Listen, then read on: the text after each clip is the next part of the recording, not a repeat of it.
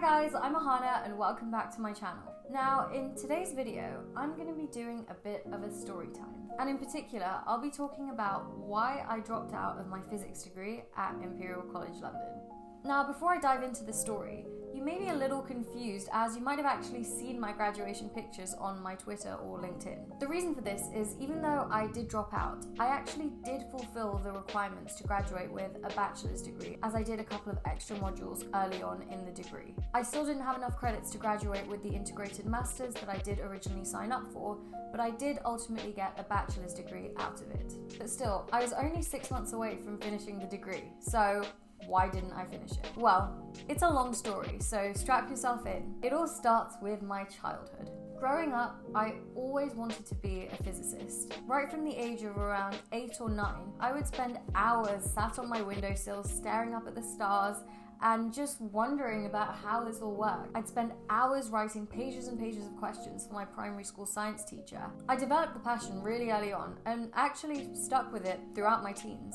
And whilst I'd always had this interest and intrigue in science and particularly physics, I also had a pretty wide skill set and I liked other things too. I enjoyed English, I enjoyed philosophy, I enjoyed music, but from a professional standpoint, I knew that physics is where I wanted to end up. Now, the other part of my childhood that very much impacts this story is the fact that I grew up internationally. So I lived in the UK till I was 14 years old, and then from the age of 14 to 16, I lived in New Delhi, India, where I attended an American school. And then from the age of 16 to 18, I moved to Singapore, where I did the IB, or the International Baccalaureate.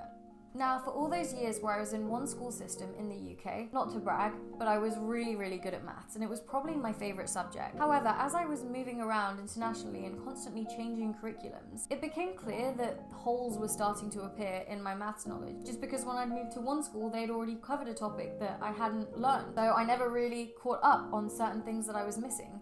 And with maths, you need a solid foundation in order to learn about more advanced concepts. So by the time I was 18 and finished school, I did have very good grades overall, including in maths, but I was painfully aware that there were holes in my maths knowledge and that it was no longer anywhere near my favourite subject.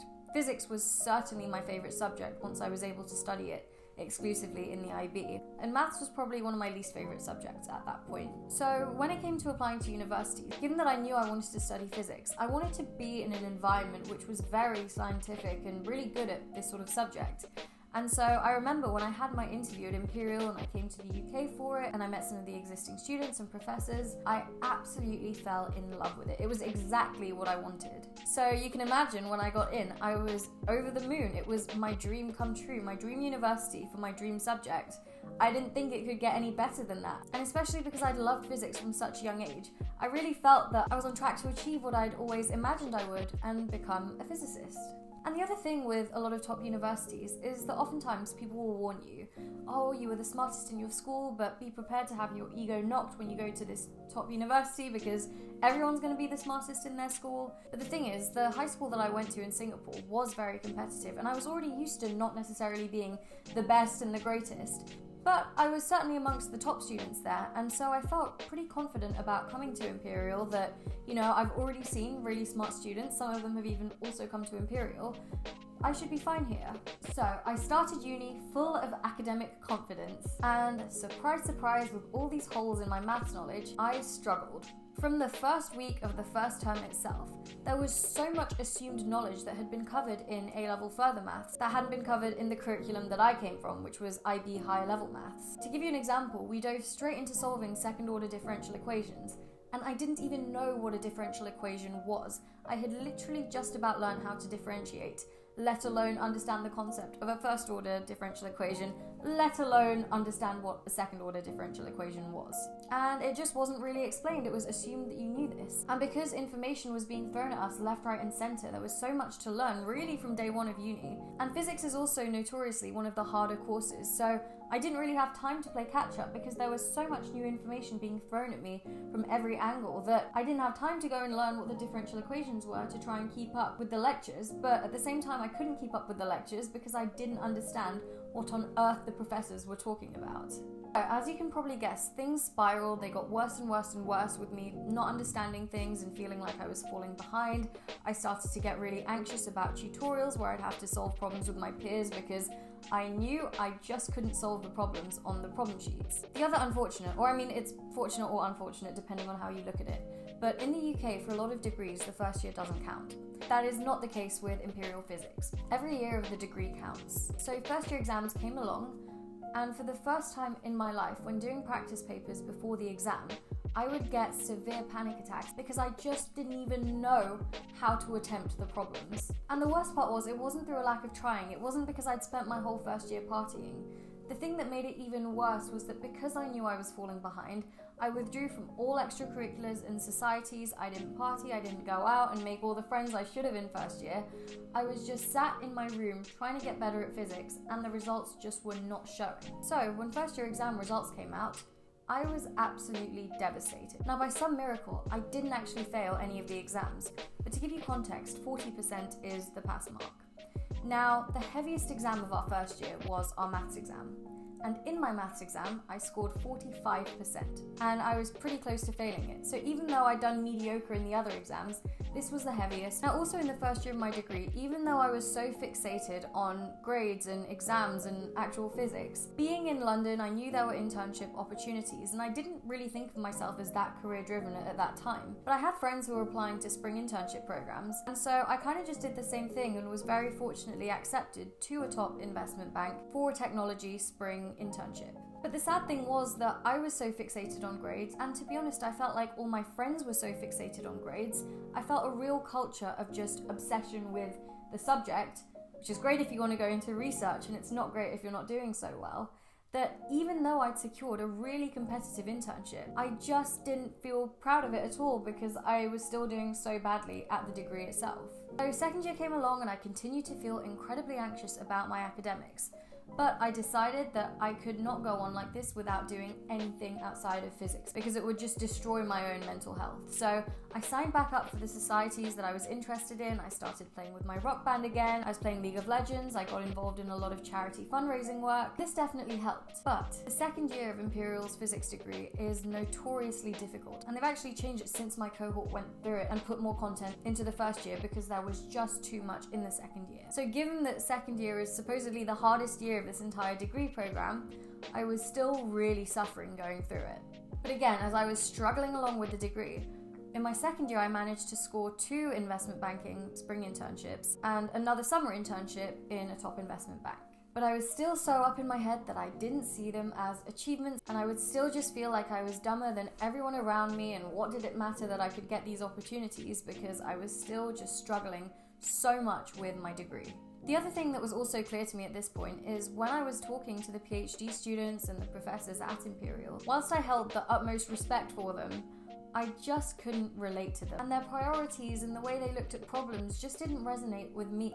And so I started to feel like, 1, I don't think I want to be you, and 2, I don't think I can be you because I don't have the grades for it. So what do I do? But anyway, second year exams came around, and even though they were very hard, I actually managed to do better in them than I did in my first year. So at least some of the hard work was paying off.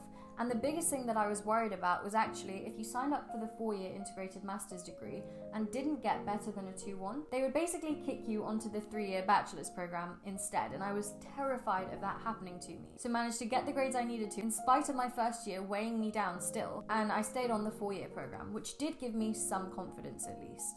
Now, as the third year of the degree rolled around, the way it worked is first year was a lot of maths building up those foundations, second year was still a lot of maths and a lot of mandatory modules, so there wasn't much flexibility in what you could choose and what options you could take. But from third year onwards was where you could start to customize and actually choose modules that you found interesting.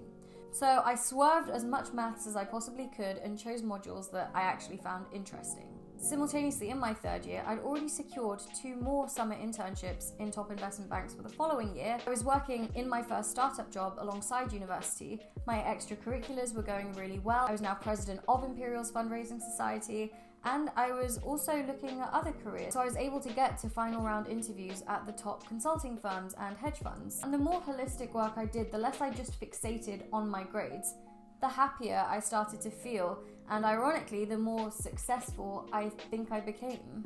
I think it was also only in my third year that I realized it was okay to not be a physicist. I think in first and second year I knew deep down that it wasn't going to happen, but I hadn't reconciled with it yet. I wasn't okay that that wasn't going to be my future.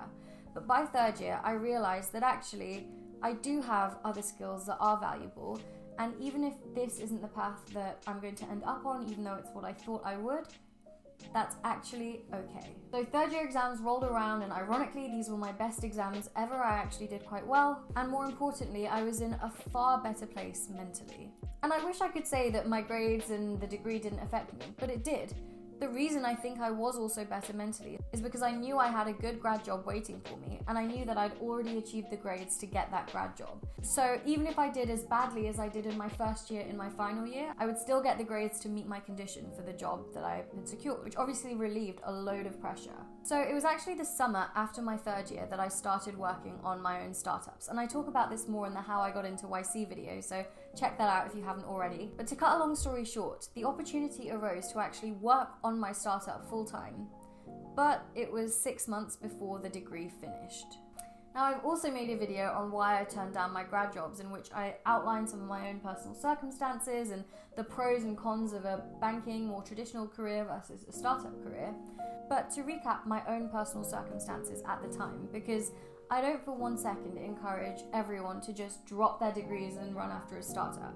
I think it totally depends on your individual situation, but this was my situation. So the first thing, as I mentioned at the beginning, I had actually taken on extra credits in my third year that meant that I actually could graduate even if I dropped out. It just meant that I would graduate with a bachelor's degree rather than a master's degree, but anyway, the grad jobs I'd secured were contingent on getting a certain grade that I'd already achieved in a bachelor's degree or above. So I could drop out, I could pursue the startup, I would still have a degree with a decent enough grade, and because I was also fortunate to get more than one grad job offer, I was able to negotiate deferred entry, meaning that even if I wanted to try the startup for a certain period of time, I would still have a good grad job waiting for me, even if the startup didn't work out. So my risks were really hedged from a career perspective. The other thing is even though I hadn't had the opportunity to work full-time because I was in full-time education my whole life until this point, I had gone out of my way to seek out different career opportunities. So I already had a very strong understanding of what a career in banking looked like, what a career in tech looked like, what a career in consulting looked like, and also what a career in a startup looked like. And my learning from working in the previous startup was that it's absolutely not for everyone, but this is my dream job, and when I get the opportunity, I'm going to jump at it. I didn't expect the opportunity to come so soon, but I think I'd already had enough experiences for me to know that this is actually an educated decision. This is not me being whimsical or me being impulsive. I actually know what this career is about, and this is a fantastic opportunity for me. And having tried other things already, I know that I'm going to get a lot of value from this job, and this job also lets me use my education and apply all the non-physics skills that I have to try and give something back to the world around me. So with that, I dropped out. Imperial and the physics department were actually very, very good about it, but I had actually kept them in the loop with my situation and what was happening outside of the degree, so there were already measures in place in case something like this did happen. So one of the big learnings from this experience for me is just to be very transparent and communicate clearly if you are in a situation where you're having to choose between two things, as because the degree kind of had a heads up about what was going on, I was actually able to graduate, which was a big deal and gave me a lot of reassurance. But overall, I guess the point of this video is that my journey at Imperial wasn't what I thought it would be. I came in ready to become a physicist, a scientist, just like I'd always wanted to. And I came out certainly not a scientist. But I'm really, really happy that it worked out that way. Through all the struggles I experienced at my time at Imperial, it built up a lot of very crucial skills that I need and I use today as an entrepreneur. The other thing I'd like to add here is that this is just my story and my experience. I know first-hand examples of the actual opposite happening to people when they started their degrees at Imperial. People came in just not really knowing what they were doing, but chose physics because it was cool. And now some of these people have ended up in the top research labs around the world, pursuing a career in academia. So different people will have different experiences. But the biggest thing that I learned from this was just to be open-minded, open to learning, and honest with yourself about how you're doing. This translates directly to my career now as an entrepreneur, that you have to be open to learning because you're constantly taking on new roles and learning new pieces of information and having to make decisions. But even in terms of just being honest with yourself, in order to build a better product or get closer to product market fit, you have to be able to look at data honestly. And if, let's say, you launched a feature that's not had the success that you want, you have to look at things critically and admit when something's not working, and actually have the courage to move on and proactively seek new opportunities. The analogy in the degree being, once I realized that, I don't think physics is going to work out for me, I was proactive about it and I looked at what other opportunities were out there, and that knowledge helped me so much to get to where I am today. So, that's all for this one. I hope you enjoyed this story time. I know it's a little bit different to some of my other videos, but I just wanted to be very honest about my experience and give you some more context as to how I ended up here, and that it most certainly wasn't a straightforward or an easy journey. If you enjoyed this video, please give it a like and subscribe to my channel. Alright, so that's all for this one. Thanks for watching, and I'll see you in the next one.